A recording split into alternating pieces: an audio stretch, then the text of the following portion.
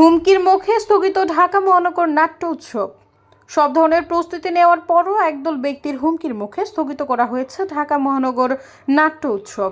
নিরাপত্তা শঙ্কার কারণে উৎসব স্থগিত করার কথা জানিয়েছেন ঢাকা মহানগর নাট্য পর্ষদের আহ্বায়ক ঠান্ডু রায়হান।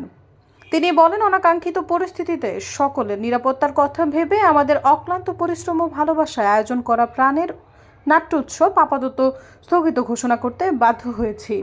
শনিবার বিকেল 5টায় ঢাকার নাটক সরণির মহিলা সমিতি মিলনায়তনে এই উৎসব উদ্বোধনের কথা ছিল।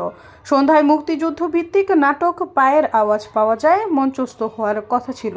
3টি পর্যায়ে 85টি নাট্যদলের একটি করে নাটক মঞ্চস্থ করার পরিকল্পনা ছিল আয়োজকদের সঙ্গে কথা বলে জানা গেছে, শুক্রবার সন্ধ্যায় মহিলা সমিতিতে কিছু লোক এসে উৎসব নিয়ে আপত্তি তোলে এবং হামলার হুমকি দেয়।